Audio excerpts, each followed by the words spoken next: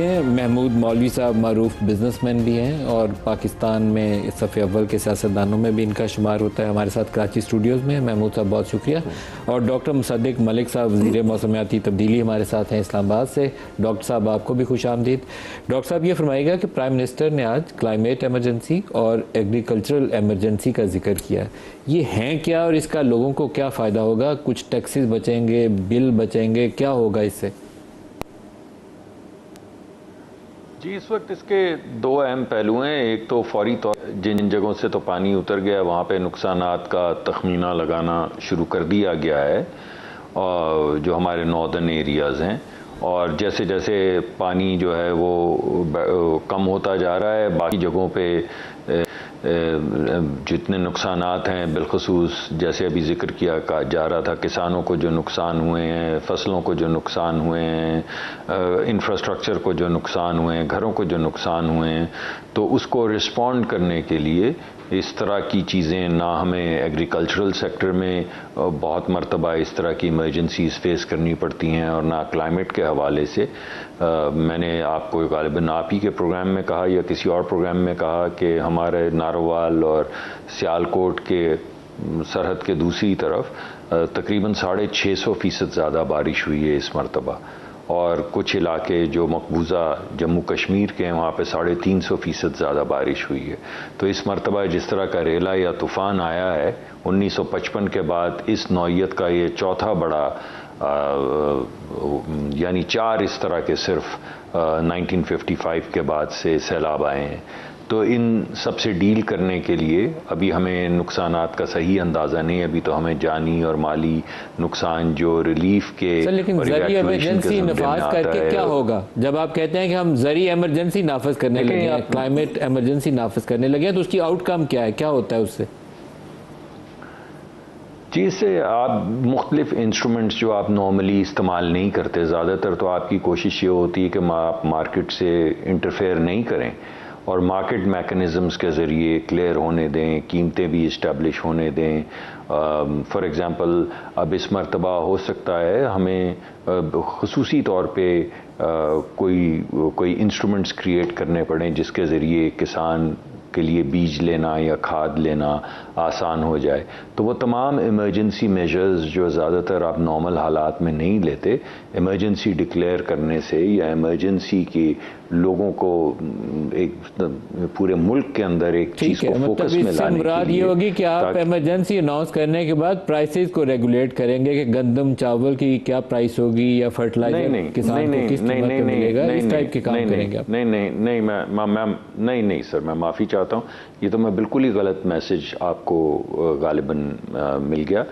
मैं ये कह रहा हूँ कि वो मदद जो नॉर्मल हालात में आप नहीं फराहम करते, सरकार नहीं फराहम करती, और सरकार ज़्यादातर मार्केट पे डिपेंड करती है, उस मदद की नेचर क्या होगी वो नुकसानात का अंदाज़ा लगाने के बाद इस्टेब्लिश किया जाएगा।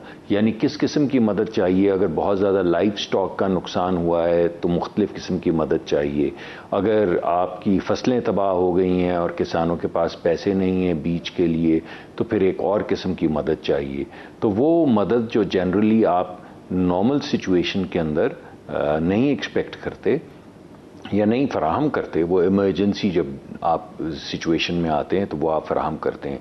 इसी तरह क्लाइमेट के हवाले से जैसे आज ये मरियम नवाज ने आज कुछ अनाउंसमेंट की है कि जिन लोगों की डेथ हो गई है तो उनको 10 लाख देंगे, जिनका घर गिर गया 10 लाख उसको देंगे, जिसका एक कमरा गिर गया 5 लाख देंगे, जिसको भैंस किसी की मर गई है, कोई जानवर ऐसा है तो उसको 5 लाख देंगे। तो दीज टाइप ऑफ इंस्ट्रूमेंट्स जो है आप फेडरल गवर्नमेंट पे भी कंसिडर करेंगे? नहीं, इससे देखिए मैं इसी वजह से आपको थोड़ा सा आपको जवाब जो नॉन स्पेसिफिक मिल रहा है, उसकी वजह यह है कि मदद की नौइयत ये तो वो मदद है जो ऑन गोइंग है, जो वफाकी हुकूमत भी दे रही है, प्राइम मिनिस्टर के प्रोग्राम के तहत भी जा रही है, चीफ मिनिस्टर साहिबा ने भी उसका ऐलान किया है। तो ये तो वो चीज़ें हैं जो ऑलरेडी हो रहे हैं और इसी वजह से इमरजेंसी डिक्लेयर भी की है, क्योंकि इस तरह के नुकसान नॉर्मल हालात में तो आप ये तमाम चीज़ें इस्तेमाल नहीं करते। लेकिन मुझे लगता है कि जब ये पानी कम होगा तो उस वक्त फिर आप हमें सही अंदाज़ा होगा कि किस किस्म की मदद चाहिए और किस किस्म के इंफ्रास्ट्रक्चर को नुकसान हुए हैं, लोगों को नुकसान हुए हैं, उनके लाइवलीहुड्स को नुकसान हुए हैं, हेल्थ से रिलेटेड मैटर्स हैं। तो उन तमाम से डील करने के लिए जो इंटरवेंशंस आप नॉर्मल हालात में नहीं करते, जब आप ये इमरजेंसी के ज़रिए उसको फोकस में ले आते हैं तो फिर वो तमाम इंतज़ामात हुकूमत की कुलीदी एक बन जाता है फोकस।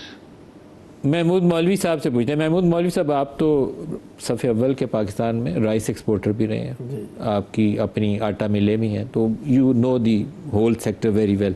इस वक्त पंजाब में बहुत डैमेजेस हुए, आई डोंट नो कि you are familiar with that और नॉट। पूरा वो जो हमारा बेल्ट है ना, राइस ग्रोइंग जो बेल्ट है बासमती वाली, वो काफ़ी डैमेज हुई, और वीट आगे सोइंग सीज़न करीब आ रही है, वो भी एक चैलेंज है। आपको क्या लगता है, क्या करना है? देखिए, राइस तो डैमेज हुआ है और इसमें कोई शक नहीं है कि राइस डैमेज हुआ है, मगर इतना नहीं हुआ है जितना इसको जो है मेरे ख्याल से पेश किया जा रहा है। उसकी वजह यह है कि देखिए, हार्वेस्ट अभी बहुत टाइम है, हार्वेस्ट में राइस जो डैमेज हुआ है उगेगा तो रहा, सैलाब तो भाग ही लेगा। सैलाब कुछ एरियाज को देखिए, बहुत बड़े सेक्टर में चावल लगता है, तो छोड़ सैलाब जिस सेक्टर में है ना, उधर भी डैमेज हुआ है।